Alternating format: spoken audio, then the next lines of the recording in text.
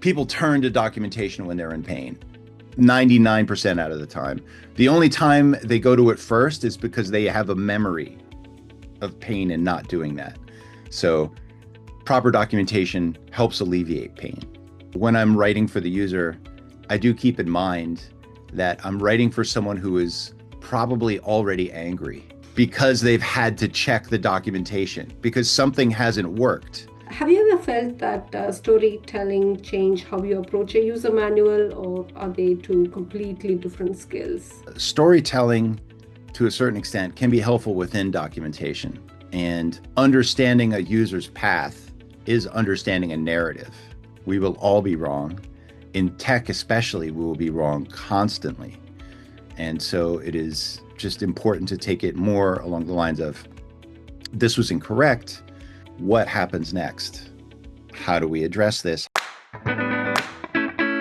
Welcome to the Knowledgebase Ninjas podcast, where Gauri Ramkumar of Document 360 finds the best SaaS self-service knowledge bases in the world and then interviews their creators. Let's get started with today's episode. Good day, everyone. Welcome to the Knowledgebase Ninjas podcast. What a great guest to have again. James Beach, freelance consultant in technical writing and business analyst at An Idea Smith. James, welcome to the podcast. It's over 30 years or close to 30 years of experience in this field. A lot more memory lanes to travel, I guess. But before we start anything, just talk a little bit about yourself. How did you land in this amazing journey? And what's keeping you busy these days? Sure. And thanks for having me. Glad to be on the podcast. My journey may be typical for many, but as I had graduated from college, I graduated with an English degree and most of a major in art. And I was also interested in tech. And so, like many people on graduation, I wasn't sure what direction I wanted to go in. And a friend of mine had said, well, you work with text, you work with, visual art, and you work with tech. How about website design? And I thought that was a very good match, put it together. So I worked web design for a bit. This is somewhat early days of the internet, not the earliest. This is around 1996. And I had gotten into developing and script writing, as in CGI scripts, back when that meant Common Gateway Interface and before it meant Okay. computer graphics imaging. Yeah, all Um, right. yeah, so those are the Perl days, when Perl was up and coming, which is, a dinosaur language now. So I did that for a bit, and then I realized that what I really enjoyed about the tech field was actually understanding the concepts and then explaining them to others. It was a fun challenge, and it felt conversational, and it had me in a place where I was continuing to learn. And that also had me out of always needing to be in the details. It Mm-hmm. would frustrate me that I could be writing a script that was thousands of lines long and it wouldn't work because there was a semicolon out of place that I would then have to hunt down. That was that journey, and that's what led me to technical writing. And here I am. Great, amazing. Some of the names I'm just going to call out with where you worked. You've written for Amazon, Sony, Microsoft, DreamWorks, very different audiences. I mean, it all resonates now from your background, I can see. But what's the first thing you try to find out about a reader before even you start writing anything? Well, with technical writing in particular, I like to really understand the user being the writer. So I'll try to have a persona in mind. I'll create a persona of the user. And that will depend also on discussions with the development team and product managers or owners if I'm at a company, working at a company that's so small that they don't have a dedicated project manager yet, which has happened. But I'll try to find out, like, who are they trying to target? Who is their core audience user? And I'll try to create a persona for probably the biggest target of that audience. And then I will be, in that persona, what is a common use case that would lead me through what they want to document about the product. And then at that point, I will go through that product as if I was that user. I will, have my specific computer set up. I will see about installing the product, and I will just start trying to use it through that use case. And I will be looking at the documentation if it already exists. And if it doesn't exist yet, then I will be making the documentation both based on my journey from there.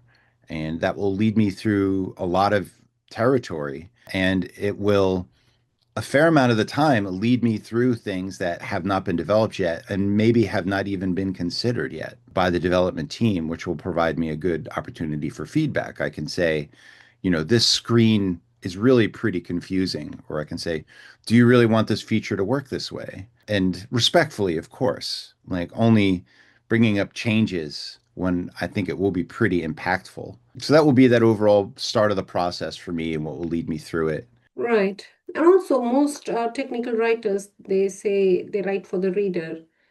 But in practice, what does that actually look like on a weekday afternoon when you're deep in a talk? You did mention that you look at the persona, but is that what exactly goes in your mind when you start writing the documentation? Well, for sure. I'll say like writing for the reader to me, like I think there's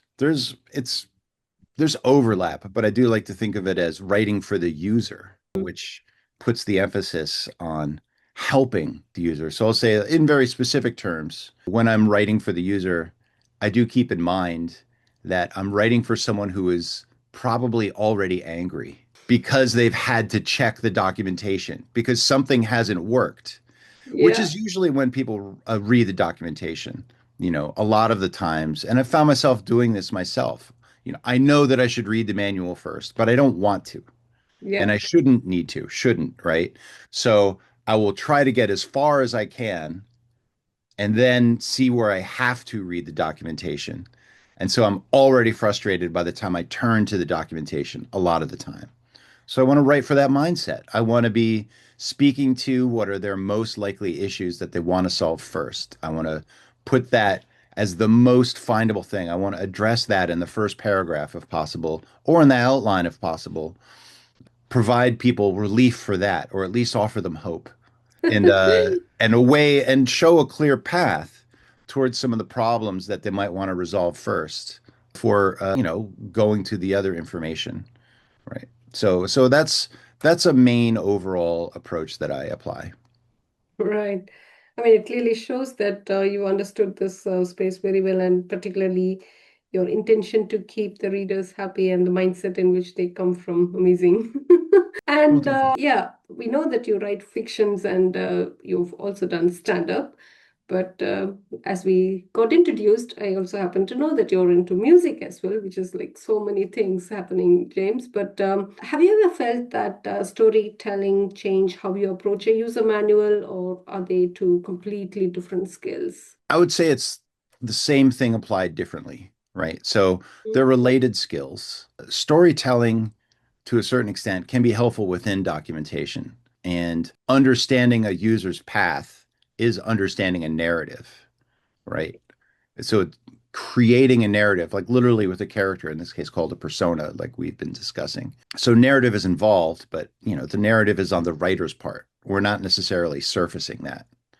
We can where it's useful, but that's where it starts for me is creating a narrative, which is basically a cause effect relationship that makes sense at a higher level. Creating that first and then applying it. So, storytelling applies in some specific and very useful areas of technical writing, such as troubleshooting, which is pretty straightforward, but you want to understand the path that the user has found themselves on, which is storytelling, and you want to provide them the goal at the end of their path. And Mm-hmm. in there too, you can see some useful points for distinction in that view. There can be what the user thinks they want, Yeah. and there is what will actually help the user, which can be separate. And so that's one way that narrative thinking can apply. Another similar situation would be if you're creating a walkthrough for somebody. You are creating a narrative there. Like this is the path from most likely opening the software product, if it's a software product, opening to a completion of their task, whether it could be setting it up, whether it could be going through a specific set of actions. So that is understanding narrative in that sense. But there's a lot to narrative that will help inform your thinking for technical Mm. writing. Is probably the best way to say it. Have you ever spotted a scenario where teams they go completely wrong on this or get this idea completely wrong? Oh no, never, never. That's a Mm. joke. Yeah. So many times. And Technical writing, like I think a lot of development in general, offers a useful framing for that.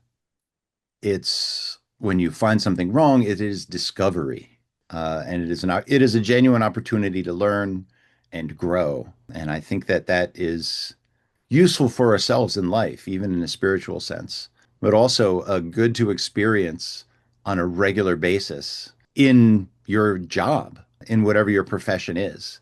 It's healthy for the personality and the ego, and it is also healthy for growth. So dealing with that can be difficult, and you want to not deal with it in a framework of shame, of having shame about it, which I think is an easy thing for us human beings to fall into. You will be wrong. We will all be wrong. In tech, especially, we will be wrong constantly. And so it is just important to take it more along the lines of this was incorrect. What happens next? How do we address this? How do I address this? What was I wrong about? And just incorporate that into the next stage. And then just, getting to the level where things work. Nice. I think we partially spoke about this, but would you be able to, let's say I'm handed a product and I don't understand, and it's for users I've never met. Can you walk me through how you would get into the issues from a cold start? I Well, a new yeah. product, it's an unknown user persona. Yeah, which to some extent will happen all the time if you're in tech, right? You're documenting new things. There will be some new aspect of this for the audience, or the company would not be making it as a product or creating new features. So it's a similar persona process, which I've found pretty useful again. Mm. Create an image of the likely users that they want to sell to, or that they're currently selling to that they want to shift or similar, and then create a specific use case. And to get a bit more in the details of it, I like the use case to be as specific as possible. And it helps if it's something that I'm somewhat interested in also. So let's say, for example, someone was making an app that would create generated songs for postcards. This probably already exists anyway. Who would want this? Well, I would want this as something to send to my relatives. So that means that I would want certain aspects to it, and I'd want to be reassured about certain aspects to it, like, you know, Correct. and then consider it from there, like how would I create something from this to send to my uncle that he might enjoy for Christmas? And so now that is my very specific use case that I will walk through and try to use the product for in a way that's relevant to me, that also ties me to the user. Yeah, great. That leads me to the rapid fire round questions and any documentation related resources you can share with us. I'm sure you might have plenty, but something that always is close to your heart. I'll say, as our field and all of field is being affected by AI and tech, I think not enough people are trying different AIs and their own. And I can see both sides of that. Sometimes people will basically, most people seem to go into two camps where they get either really familiar with ChatGPT or really familiar with Claude. And I think both of those are fine and improving. And it makes a certain sense to have your own process and workflow be Mm. based in one of those two different AI ecosystems, you can call them now, because there's new tools all the time coming out. But I think also people need to check out some of the other ones also, even if they don't end up using them at all. I would suggest people use Perplexity, which I don't think people have used enough of, Yeah, which is very good for research. And if possible, they should also get familiar with, open source models and Chinese models and use them cheaply through either Hugging Face or Open Router or similar, and just get familiar because right, they have different ways that they react. And in terms of technical writing, they give you different output and they edit differently based on your input. So that's that okay, landscape for that. all As a right. long answer to a short question, That's fine. I'm expecting it as a short answer, very, very short answer. What's that one word that comes to your mind when you hear the word documentation? pain. Yeah, you explained this already. Yeah, but I No, mean, just to give another, basically, people turn to documentation when they're in pain. 99% out of the time.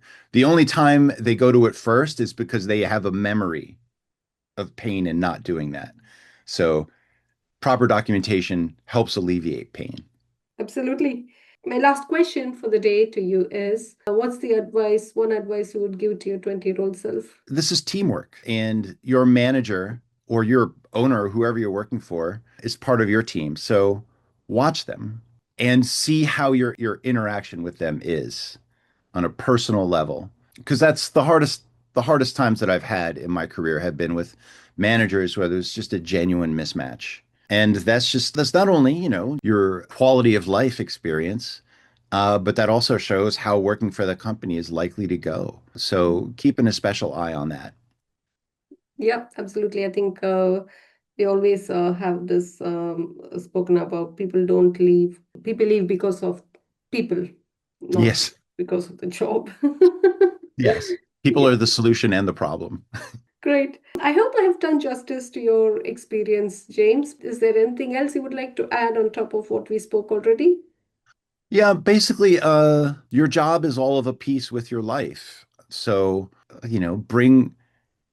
understand that the life skills that you have and you are developing do apply to your professional experience in all the positive ways. It all informs you, which it all is a holistic universe within you.